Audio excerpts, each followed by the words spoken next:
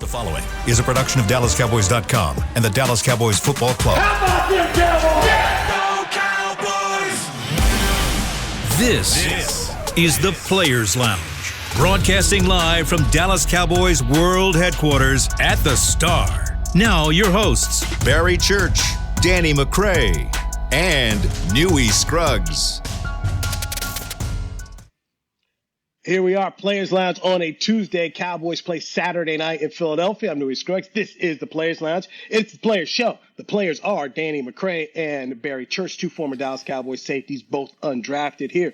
So, gentlemen, Mike McCarthy says they are going to play to win the game in Philadelphia. Jerry Jones says they plan to play. They plan to win. Your thoughts on that, McCray? They better. they better go out here and find a way to get some momentum going into the playoffs, all right? You have to, especially with the outings that we've had against these teams that we believe are better competition than Taysom Hill with the Saints, whoever was playing quarterback for the Washington football team. Like, You have to go into this knowing that the team feels like they can play against anybody. It's one thing to say it, like they continue to say, yeah, we know that on our best day, and as long as we come to play, we can beat anyone. But we have not shown that, right? So you need to go out here against the Eagles, who are a playoff team, and show that you can beat them, all right? If you don't, then you're going to go into the playoff limping with, like, not knowing who you are on offense, the defense probably feeling the type of way about the offense, not being able to help them out. So this is your week to fix that before the tournament starts. Yeah, you got to go. You got to play it. You got to have all your guys on deck, and you got to play this last game. I mean, you're not in position right now to rest and be like, all right, we'll get ready for the playoffs, because right now this offense, they have no identity. The offense doesn't know what's going, whether it's a run team, whether it's a pass-happy team. We just don't have an identity offensively. And what we've seen so far this season is there's no evidence that Dak and this offense can just say, all right, it's time to go. It's playoffs. Let's flick the switch, and we're hitting on all cylinders.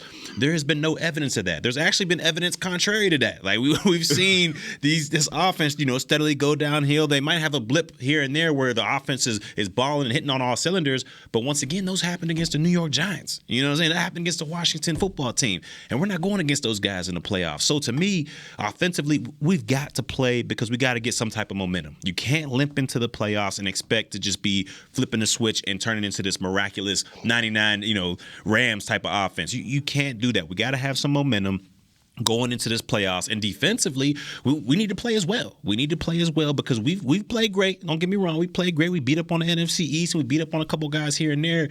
But when we get to the playoffs, like you just mentioned, we're going to be playing against the Garoppolos of the world, the Bradys, the Rodgers, if we get that far. So we got to make sure we're hitting on all cylinders going into this playoffs. And lastly, we still got some seeding, to go about right now. Play on Saturday. Yeah, we got to play on Saturday. Right now, we're in the 4 seed. We can't get any worse than a 4 seed. But to me, we're going to need a lot of help. But we can still get that 2 seed. We can still get that 3 seed. So it comes down to, would you rather go against if you're in that 2 or 3 seed, you get to go against maybe a Jimmy Garoppolo or a Jalen Hurts at the 6 or 7 seed, rather than if you're at that 4, you're more than likely going against either Stafford or Kyler Murray. And we've seen what Kyler Murray was able to do. So to me, get the momentum, play this game out, hopefully get a dub, and you go into the playoffs not limping, but with some type of momentum. And I'll say this: I think it'll be the worst situation that you could have is if you go out here and lose on Saturday, and then all the chips fall in your favor for you to be the number 2 seed, and you ain't playing, and you didn't play. I think that is the worst possible scenario for you. So I think it's probably a blessing and a curse to have to play on Saturday. One, you get a little extra rest going into the first round, but 2, is like you need to go out here and put all your chips on the table, because if everything falls in your favor, whatever happened last week is irrelevant. You can still bounce up to the number 2 seed and find a different opponent. But the fact that we are sitting here saying, man, we might not want to, Arizona, that lets me know that we have work to do as a team, because we should feel confident, us as viewers, us as people who are talking about the game, we should feel confident enough to say we're good enough to play against anybody. And at some points in the season, we felt that way. Yeah, we did. This week, I'm like, I'd rather play those better teams after we get our footing in the tournament. Now the Eagles, they got a lot of people in the protocols right now. A lot of cats. Now we know it's a little bit different. You can do the 5 days, and they might be able to have them back. But, if you're blowing the Eagles out, let's just say they're killing the Eagles second half, they're up 21, 28 points, then I could see, you resting some people. Obviously, if you got that big of a lead, you had something brewing offensively, something brewing defensively. So in that case, I could see us resting in the second half. But if it's a game, you got to play your boys. You got to play all of them, all hands on deck. Yeah, Anthony Brown playing, Jordan Lewis playing. Yeah. Trayvon Diggs, he should play, at least the first half, depending on how the game is going, like you're saying. Only people I will be worried about is like a D-Law or something like that. People who've actually missed extended periods of time during the season to where it's really a risk of that person possibly not being ready for the playoffs. Maybe a Tyron Smith get back and get your feet wet in the first half or whatever. But other than that, 98% of this roster should be playing, including Dak and Zeke. Well, Philly dealing with the COVID issues, 12 guys, several starters on that COVID list. So it'll be interesting to see how did they approach this football game. Do they decide that, hey, look, you know what, we're just going to be where we are and we're not going to put anybody out here who can't give it the way that, can't go out here 100%. So I'll be interested to see what they do on their end. As far as Jimmy G, when you brought him up with the 49ers, Barry, he's probably not playing. Trey Lance ended up playing last week and got the win. So the Cowboys have some things that they need to work on for themselves, but it's just going to be interesting to see what other folks end up doing around them, because to me, Philadelphia's got an excellent opportunity to say, we're just not going to play. We're not going to take the chance with guys on COVID to put them out here and not have them be 100% and possibly get hurt. Because what are they playing for? Is a kind of interesting thing. We know why the Cowboys are playing. They don't look good. They need to try and get themselves operating at a higher level. But I do wonder about Philadelphia. What's their incentive? I hope, they rest. I hope they rest their whole squad. They're feeling themselves a little bit right now. I think they won, 4 or 5 straight or something like that. So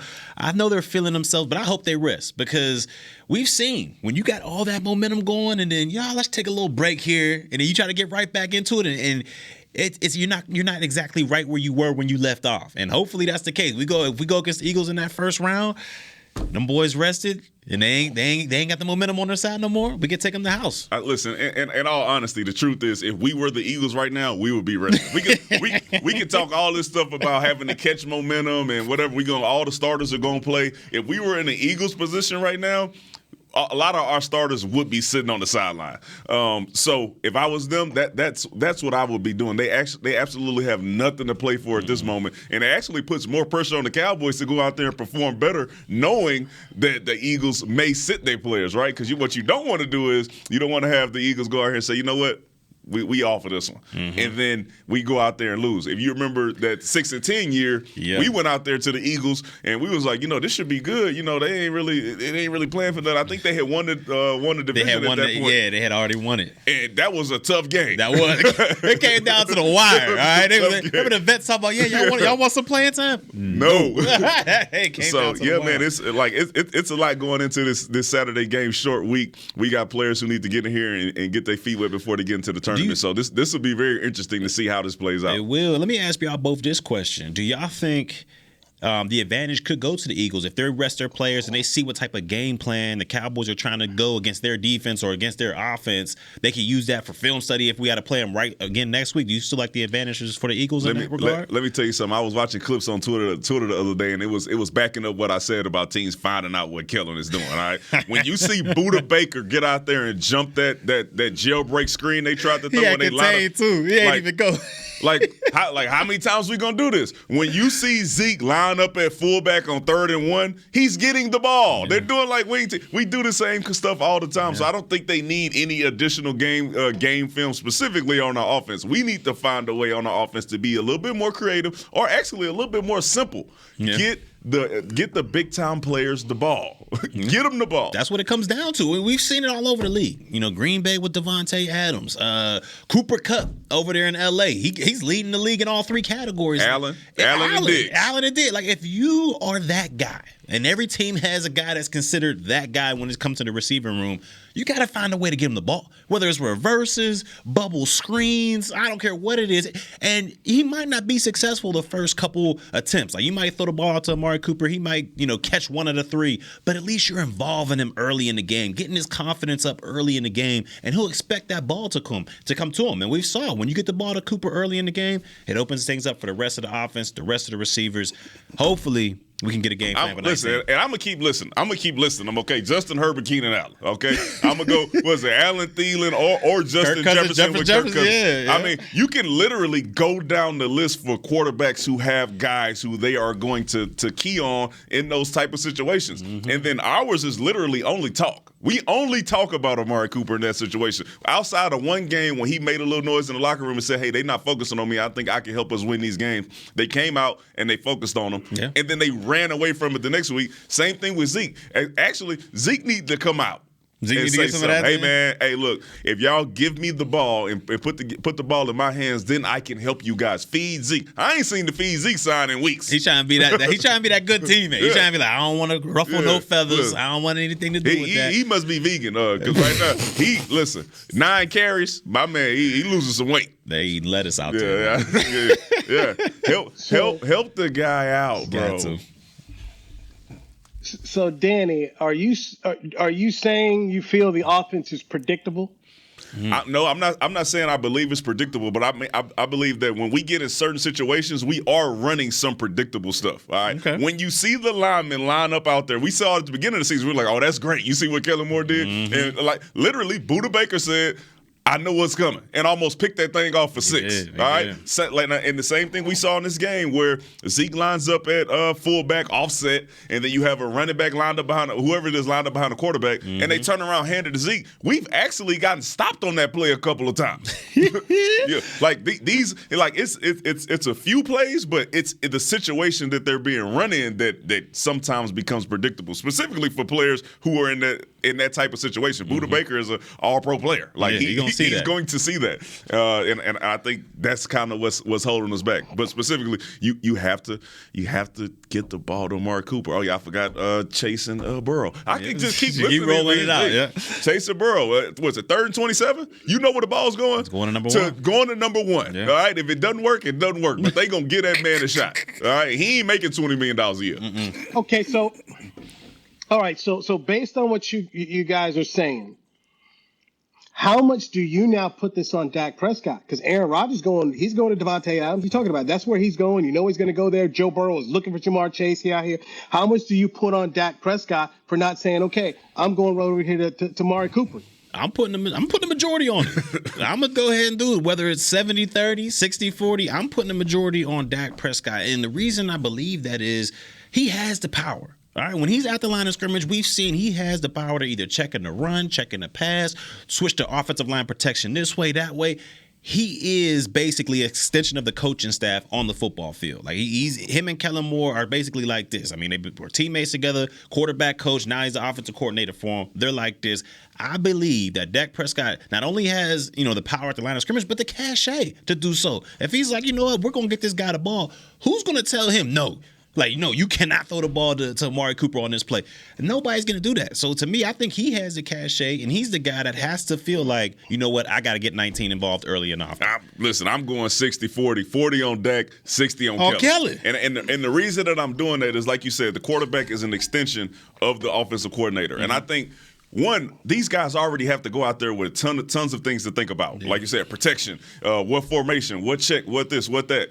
And now you want to add an additional piece to it to where he has to kind of go out on his own and do it. Mm-hmm. I can guarantee you when he goes out there, he already has to say, what are they lined up in here? Because I got to check for this one. What are they lined up on the right side? Because I got to check for this one. And then now, as you're trying to communicate all that, it's like, you know what? As a matter of fact, let me line up all my receivers over here and put Amari Cooper over there, get that communicated, and then get Amari Cooper the ball. So I'm saying that Kellen should put this in the game plan. Hey, let me tell you something, Dak. No matter what happens, okay? No matter what happens, we're going to Coop. And the way you can do that is say we all know 3-by-1, if you put the running back to the 3 receiver side and you leave Amari Cooper on the backside, that is literally going to be one-on-one 90% of the time unless they're running 2-man. Like, other than that, that's a one-on-one call.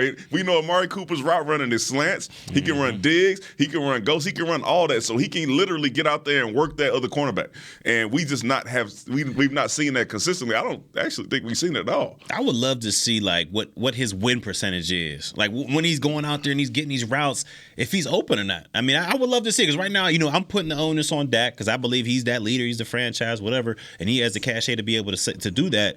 But I wonder is he getting open? Because we got to see like the all 22. Is he maybe he's getting locked up out there? I'm going to die on the field with Amari Cooper getting the ball and not being open. Like that is a bet that I'm going to take, because every time we've seen him be able to get catches and targets, he's been wide open. Yeah, some separation. I don't think you can guard that dude one-on-one, especially in intermediate routes. I don't think you can guard him in that. And there's always a way for you to get him the ball in those situations. Specifically, just watch Davante Adams. Yeah. Just watch him. It literally happens. Everybody knows who the ball is going to every time that ball is snapped. Is Davante Adams. You got to focus on him. And somehow the dude end up with 10, 11 catches, 150 yards every week. And I don't understand how these defensive coordinators, if I'm going against a Davante Adams, I don't give a what you in. I am putting 2. They're going to be on that vice grip. Remember how they used to do Calvin Johnson? Yep. They used to be like the punt vice grip. That's how I'm doing these guys. And we don't see that on Amari Cooper. Like sometimes he's one-on-one coverage out there. Why are we not giving him the ball? Well, you know what happens with a team like Green Bay, though? You know what they can do? Yeah. They can run the ball. Right? So when you have those type of situations where you can spread it out and you got A.J. Dillon and you got Aaron Jones out there, it puts the defensive coordinators in those type of situations. Us, they're going to run it 9 times. It's okay.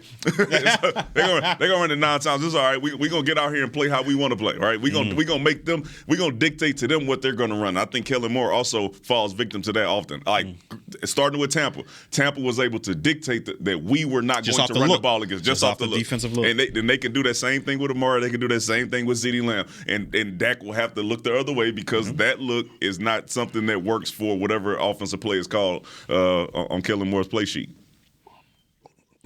Okay, let's get a break in here. Power rankings are out. I looked at one power ranking, and I want to know if you guys think it's fair the way the Cowboys have been ranked this week. Let's dive into that. Players Lounge brought to you by Hotels.com. The players are Danny McCray and Barry Church. I'm Newey Scruggs. This is DallasCowboys.com radio.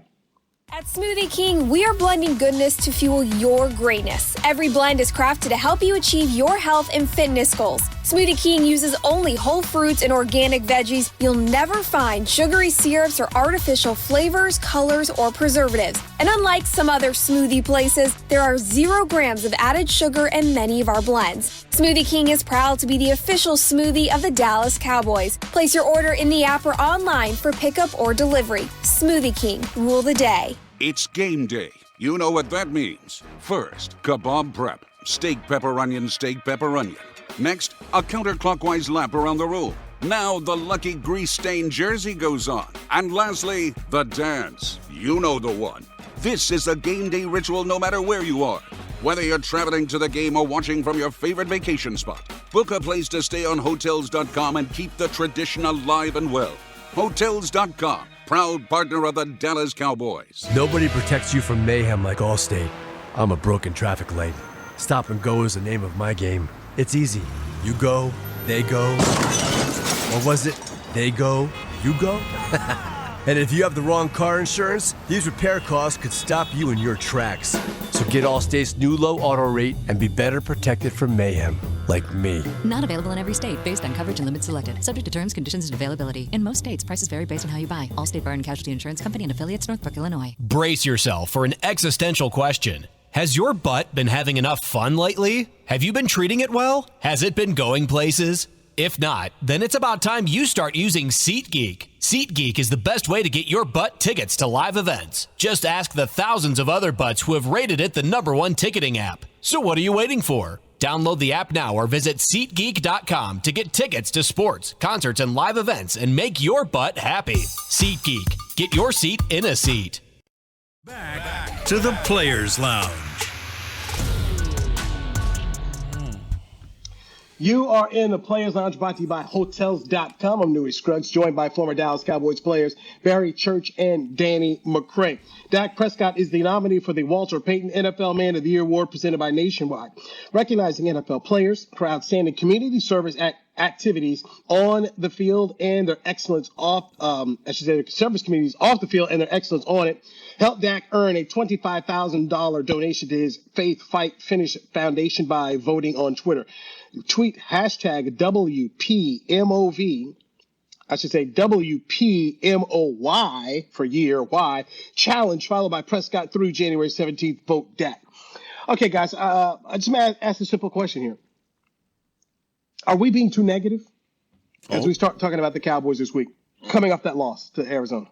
I think I've been saying the same thing about our offense, I think, for literally half the season. I still think that our defense can be elite as long as we have the offense doing something, right? When you go out there and you're going 3 and out, defense is fighting and scratching the claw to hold these teams to field goal, and then you go 3 and out and put them right back out there, I think that's a recipe for disaster for our defense. So our offense does have to bring something to the table. Like you said, 24, 25 points, give our defense a chance to get out there and make a play to change the game like D-Law did. We didn't have the timeout, but give our defense that type of shot, and I think we're okay. I don't think it's negative. I think we're seeing what needs to be fixed this week going into the playoffs in order for us to be successful. I still think we can be a successful team. We just need to go out there and show it against a playoff team, which would be the Eagles if they play everybody, but no matter what, we need a good positive showing. Yeah, I don't think it's too negative at all, because we go out here and we praise them for when they beat up on New York, or they beat up on Washington, or they beat up on some of these other teams. We praise them. We say, hey, they playing great. Defense is on fire.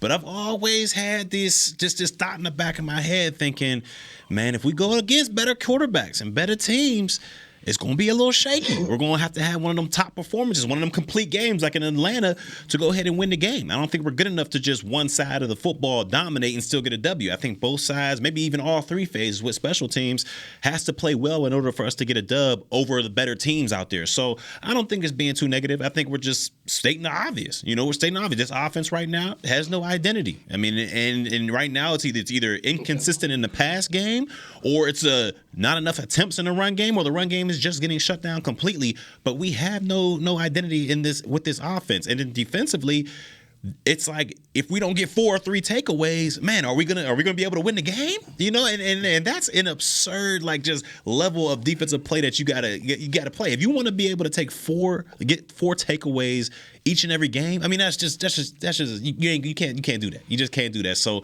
to me, it's not unfair. I think it's fair criticism, and the Cowboys have got to play better, especially when we go against playoff teams. I'm still gonna say, listen, D-Law came out and we should have had that turnover. We should have had that one turnover in the situation, because listen, mojo moment. All right, that's Mike McCarthy's thing. Mojo moment. This is the mojo moment, and we can't get New York to get in because they say there's not enough evidence or whatever. But we don't have the timeout to actually challenge that, because it's right before, the timing of that is horrible. But when you talk about opportunistic teams, it still to me counts as the defense being opportunistic.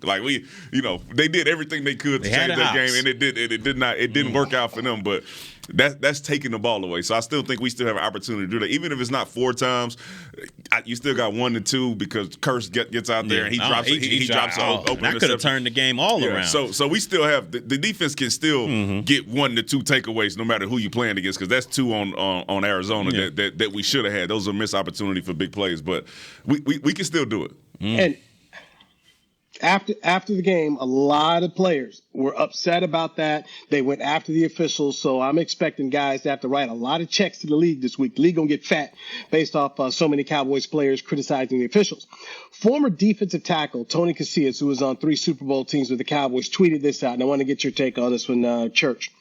He said, "When you blame the officials for a loss, you need to look in the mirror. Are we that good?" Your take on that? Yeah, I'm with Tony on that one, because we talked about this on the pre and post game, or the post game show, when pretty much the entire guys that they asked to do interviews after the game were basically saying, we had to go against 2 teams today, the refs and Arizona, and you can't do that. You can't do that because the refs, didn't mess up when they went up 7-0, didn't mess up when they went up 14-0. 21-3. I mean, you had opportunities to get yourself in the game and not rely on the last second fumble that could have been or could not have been. I mean, you had opportunities in that game to put your mark on that and take the control of that game, and you didn't. You didn't, and you got to hold yourself accountable on that one. You can't sit there and blame the refs because, look, they're humans too. They're going to make mistakes. They're going to throw flags that they think are flags, and we may not think they're flags, but that's just a part of the game. Just like injuries are a part of the game, refs are a part of the game. You can't blame that. You got to hold yourself accountability.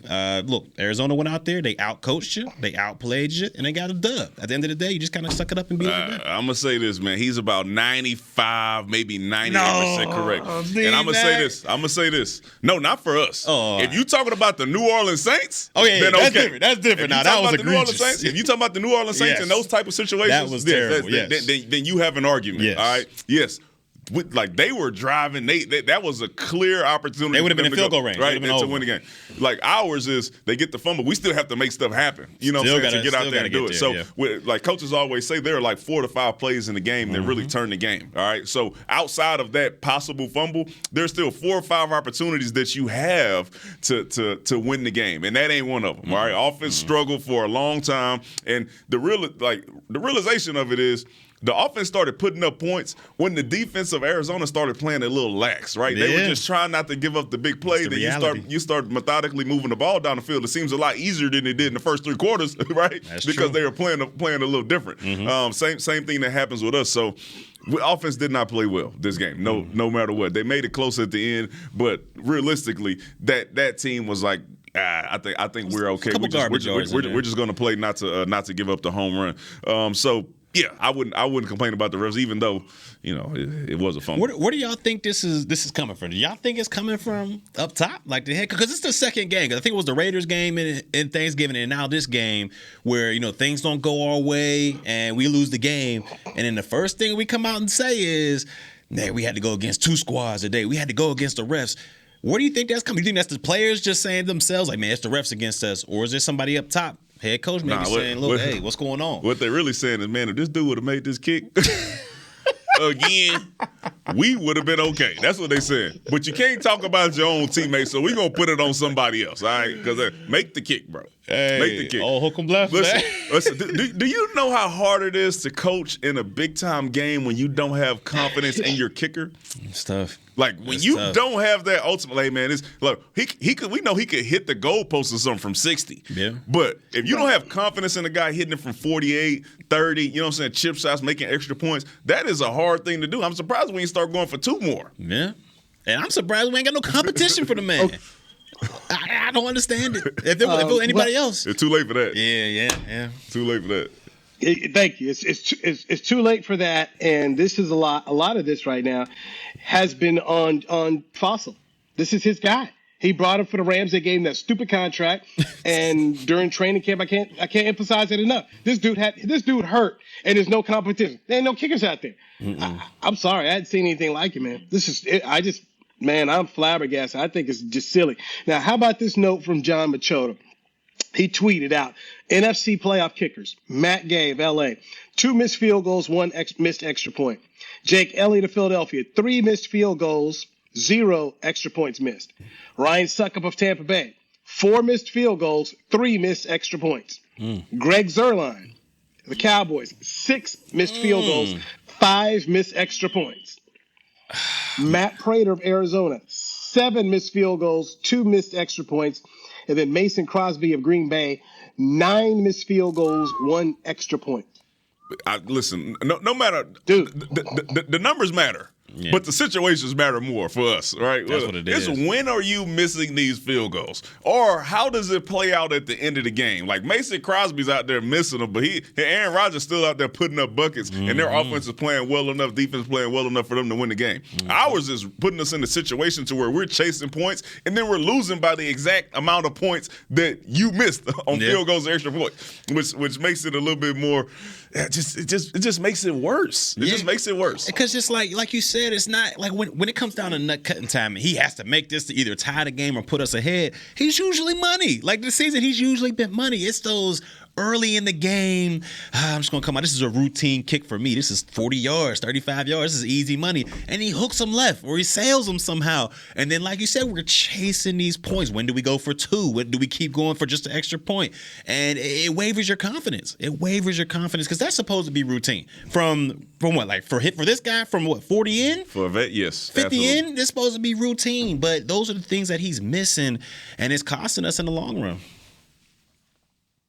Ooh, hook 'em left. The problem I have is the whole amount of confidence that Mike McCarthy kept having in this guy, and talking about how he kicked the Rams to a field to a Super Bowl when he was there with the Rams in the Superdome against the Saints. I just feel like, dude, you're praising a guy for what he used to do. Yeah. He's not that guy anymore. And it's very clear. I haven't played the game. You guys are out there, and you guys have played on special teams, so you understand the whole mentality out there.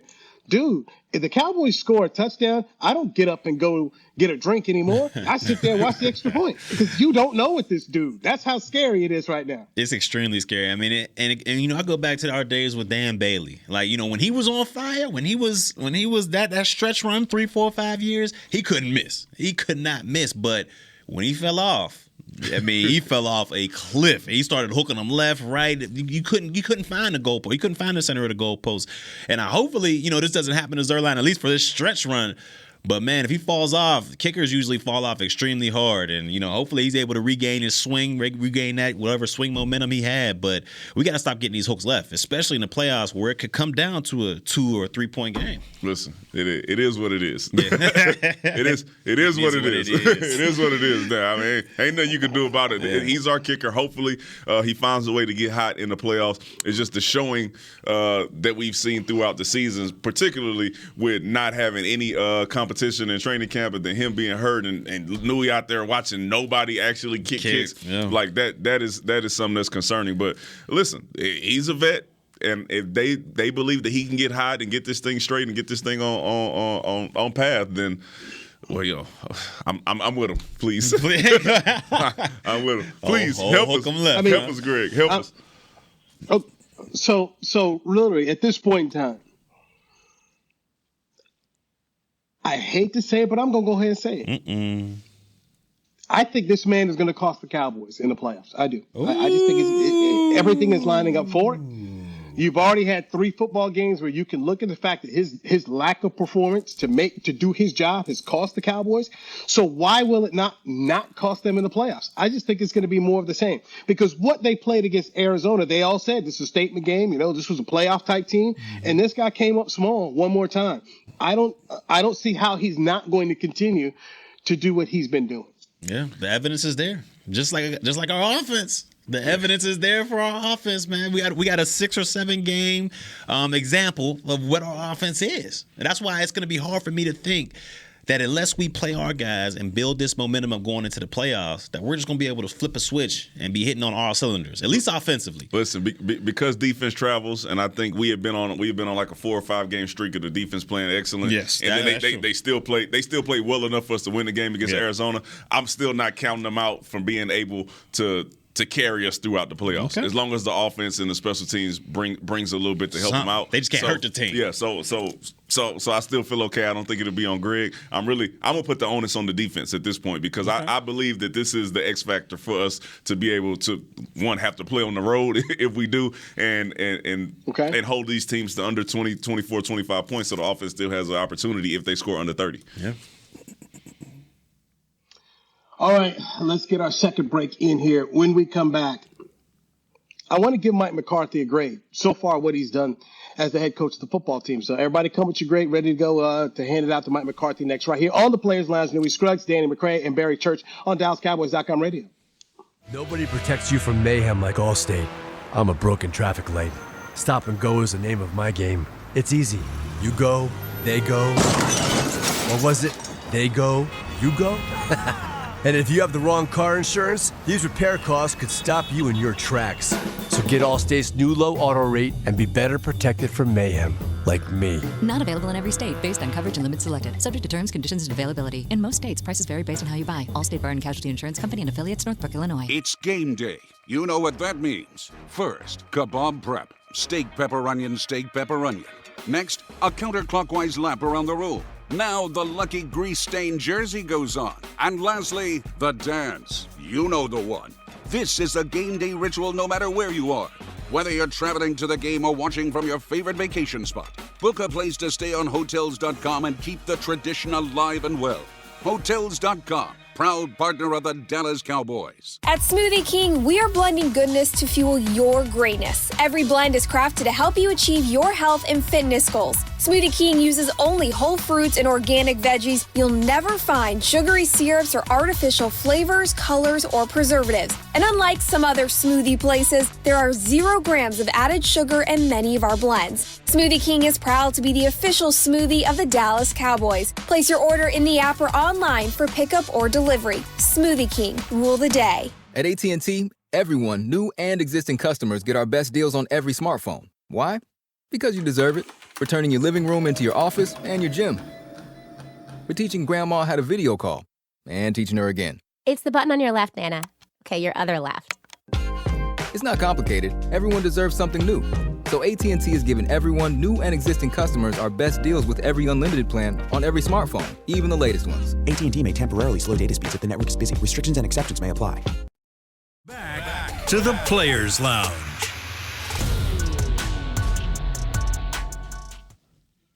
Hey, download the official app of the Dallas Cowboys to get access to in-market game broadcasts, mobile tickets, daily podcasts, live free game and post-game shows, game updates, and more. Download in the app or the Google Play Store. You are in the Players Lounge, brought to you by Hotels.com. I'm Newey Scruggs, alongside the players themselves, Barry Church, Danny McCray. They played safety for the Cowboys. Both guys were undrafted. All right, gentlemen, final game of the regular season coming up. It's the 17th regular season game. First time we've ever seen that in the National Football League. Cowboys are sitting with an 11-5 record. As we go into this final game, they are NFC East champions here. They will be no less than the 4 seed in the playoffs. What grade would you give Mike McCarthy as the head coach in his second year with the team? I'm going to start with you, McCray.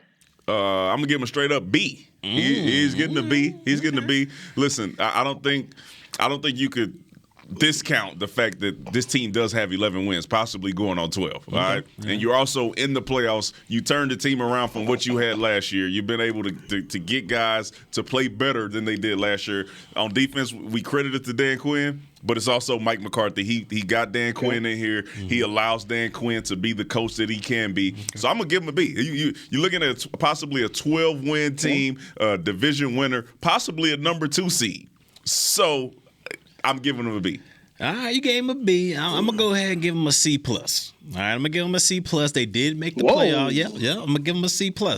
They did make the playoffs. All right, they turned this thing around from last year. We was what, 5 or 6 and what was it, 6 and 10 last year? I think you should know because you made a bet. Yeah, 6 and 10 last year. He turned this thing around, 11-5 right now. They're going to the playoffs. But the reason I can't really give him a B and the reason I can't really give him an A is because, look, I'm going to be honest, I think the majority of what we talked about it on this show thousands and thousands of times. The majority of the guy that turned this defense around is Dan Quinn. It's his system. It's him putting players over system and getting the most out of his players. Offensively, we talked about it earlier in the season. You know, Kellen Moore, his boy genius, giving all this stuff. It is offensive. This guy McCarthy was supposed to be the offensive guy, but Kellen Moore's the one that's calling the plays. So to me, I got to give him a C+ because he's done a great job of basically turning the culture around and making sure everybody out here is basically saying, all right, let's focus on the task at hand and what we got to do. You don't see these guys talking about like last year. These coaches can't coach and anything like that. So to me, they could. I'll give him a C+ to turn this culture around. But when we talking about what made this defense turn like that, it wasn't McCarthy. It was Dan Quinn, 100%. So I can't give him above a C+. I mean, listen, we played against Minnesota. We got that dub with the backup quarterback in the game. I mean, we did some things. But, see Kool-Aid, so you definitely ain't on the Kool-Aid. But for a guy that's not calling the plays and not calling defense, how can we really give him that much credit? All I know is I've seen C+ coaching around the Cowboys. Okay, How this turned into, man? I can't. this was not a C-plus coaching job, okay? Hey, this you dude, cannot give this man. man anything less than a B, okay? Because I didn't see C-plus, all right? So this is not that. So on the Des Carter year, Yep. on the Des Carter year, what did you give Jason Garrett as far as that year for coach? Did he win Coach of the Year that year? I think he did. Either that or 16. Okay, just checking. So he did win Coach of the Year. He did. I don't remember. I don't remember. I would forget that. I would forget that if I was you too. He won Coach of the Year when they went 13-3 with the two rookies, and then McCarthy came in there and beat the daylights out of them in the first quarter, and they ended up winning the playoff game. Aaron Rodgers. Yeah, Aaron Rodgers beat us. Hit that the same third dude, and whatever. The same dude that's taking LaFleur to the back-to-back innings. You know what I mean? Come on, man! Don't discount that. Discount double check. Which this is great. I'm glad you said. I'm glad you said that, because I was killing McCarthy last year for the 6-10, and I'm like, hey man, look at what Green Bay's done without him. They've won 13 games 2 years in a row and played the NFC Championship game without McCarthy, and they said, dude, you were the problem. What did the Cowboys get? And so here they are again. They're the number 1 seed, going 13 games, and I'm saying, all right, Mike McCarthy, you've got the Cowboys at 11 wins. I had him at 9. He's done a better job than I thought. And Mike Nolan was the problem. I give him credit for getting out of the way of Dan Quinn. And so to me, I give Mike McCarthy an A, because I did not think he could do anything that he did this year. I was not betting on it. I'd have lost money in Las Vegas. I said the Cowboys would win the division with 9 wins, so I'm gonna give him an A. So your A is based off your previous expectation and not his actual body of work for this year. It was like I thought he was gonna be an F, but since he got 2 more wins than I thought he was gonna get, I'm gonna give him an A. What about the performance of the year? Not because your expectation was so low and he was like, oh man, it's a total 180. I don't. That ain't right. We're giving this man an A for staying out the way. He on the fence. How are we gonna do this, man? So, no, I'm not on the fence. I'm not on the fence. And Danny, you can relate to this, having gone through an MBA program where you start judging people on where did you come from? Okay, where was your knowledge base at when you take a class like an analytics or statistics? Where's your knowledge base at, and then where do you end up? That I'm telling you right now, to start this season, I did not think Mike McCarthy had what it took. In fact, I was one of those people saying, this dude could be fired. Okay? I was like, this dude could be fired if this thing doesn't go correctly here. That's where I was on him. And the man has gone past the expectations of what I thought he could do and what this team could do here. So I'm going to give him an A based on that. I am. What about, so if we get a first round exit, if we go in there and we get out first round, we gonna get this man an A? I ain't giving no A. I'm gonna say because my expectation going into the year was different than Newey's. We had him at 11 wins, and Newey had him at something totally different, which to me didn't make sense because I believe that the defense was going to be better and we were going to be a better team because of it. And Newey's is, he thought we was going to win 9, so he's like, oh, since we won more than 9, that's an A. We should have won more than 9, Newey, if you're being honest. Okay, we just got through with 2 Washington football teams and the Saints with Taysom Hill. Okay, we should have won 11 games, but be real about that. Okay. Be real about it. And look, at the end of the day, I don't think they'll finish number 2, but they're going to finish no more than number 4. I did not see that for this football team going in. I mean, I just did not have these expectations. Didn't see them doing what they did. Dak was coming off the injury. I just had a lot of doubts about this football team, especially what they were doing on what was done defensively last year. So I'm just telling you, that's where I am, and that's where I was. We all have 3 different grades. We all have 3 different expectations of kind of what we thought, and that's okay. Now, if you get beat, if he pull a Garrett and one of these Garrett specials in the first round, then yeah, I'm gonna lower the grade because I reserve the right to change my mind. So if he give me an average performance in the playoffs, I'm going down on him. So there we go. So I just said right now. Listen, listen. This is what I know. Okay, whatever you want to say about Jason Garrett and all that funny with 13. Did they get first round bye one time? All that. 13-3. Well, coach of the year, all that stuff. Mm-hmm. But this is what I want to do before we get off the show. Look at the AFC side of things, okay? And as much as we believe that it's possible for the Cowboys to get the number 2 seed, it is possible for the Cincinnati Bengals to get the 1 seed in the AFC. this week. That is not going to happen, Hey, man, I'm just telling you that it's possible. It is mathematically possible for the Cincinnati Bengals and Joe Burrow to end up as the number one team in the AFC right now. as we're doing that. And I say that because LSU is playing tonight against Kansas State, 8 o'clock. Y'all make sure y'all tune in because this is going to be the first game of the Brian Kelly era, and I hope that it goes well. I can't believe you just did what you just did right there. It's Newey. I'll tell you what. They better get the number one seed. Where did I lie? They better get the number one seed because if they 2, you know who they going to have to go against in that first round. What you mean? Are they 2? They like number 3 right now. Well, if they get up to 2. Huh? Yeah, what about it? You know who they got to play in the first round? Who? That guy. Jay Herbert. That's who they're going to have to go against. You see what happened last time they went up against each other. Have they clinched? What you talking about? Have the Chargers clinched the playoff spot? All they got to do is beat a team they already beat this year. All right, that's all they got to do. So the Chargers haven't clinched the spot. They're 7 right now. Because they couldn't beat the Texans. They're 7 right now. That's all that matters. Okay. But they could beat Cincinnati. We saw what happened when they went together early in the season. So I guess that means they could beat the Chiefs too then, huh? They did. They beat them already in this. They already beat them in the regular season. They beat Cincinnati and they beat the Chiefs. They could beat Chiefs now. It don't matter who they play. Okay, exactly. It don't matter who they play. They not even in the playoffs. You gonna see. All right, you gonna see. What's up, News? So Church, you going against Rich Bisaccia? That's my guy, but he gonna take this L. I mean, that's my guy, but he gonna take this L, man. Herbert is that man. They won 2 straight, ain't they? Who you talking about? The Raiders? The Raiders? Yeah, they won 2 straight. Okay. They won 2 straight. Y'all listen. The Chargers couldn't beat the Texans. Okay, that's all I'm saying. All I'm saying, they beat the Cincinnati Bengals. They already beat the Chiefs. And they already beat the Raiders. And ain't done nothing since. They in the playoffs. They not in the playoffs. Right now they in the 7th seed. Right now they in the 7th seed. One more quarterback topic before we go, because I wanted to get you guys' opinion on this as players and how you would take this in the locker room. Baker Mayfield said afterwards that he's pretty beat up and he's going to start to look out for his own health. And basically saying, I'm probably not going to play next week. I'm going to go ahead and get this shoulder fixed here. What would be your thoughts if you heard this from your quarterback?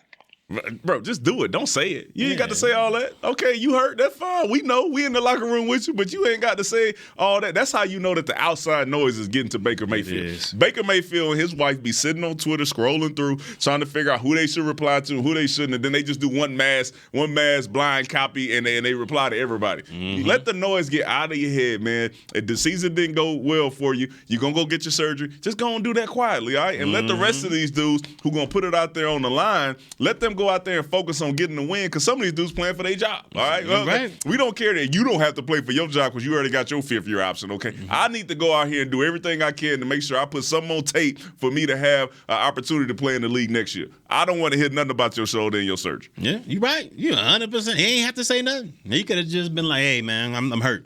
I'm done. All right, we'll see y'all next year. You already picked up the 5th-year option. We'll see y'all next year. I'm not Herbert. You know what I'm saying? I'm not Justin Herbert. All right? I'm not about to lead a team to the playoffs in a long stretch run. That's not me. I'm going to go ahead and get this shoulder done and call it a day. Are you willing to bet on this? What you talking about? Are you willing to bet on this? What? Joe Burrow versus Justin Herbert and how far they make it into the playoffs? He already mopped up Joe Burrow. And how far they make it in the playoffs? Yes, he will mop up Joe Burrow again. Okay. We've seen this already. Guys, we got to go. We'll talk about this tomorrow. Guys, we got to go. Yeah, all right. We can go. Do this tomorrow. We can do this tomorrow. Jay Herbert, man. For Barry Church, Danny McCray, I'm Newey Scruggs. This is the Players Lounge brought to you by Hotels.com on DallasCowboys.com radio. Coming here with a 10 jersey on tomorrow. Hey. This has been a production of DallasCowboys.com and the Dallas Cowboys Football Club. How about this, Cowboys? Yeah!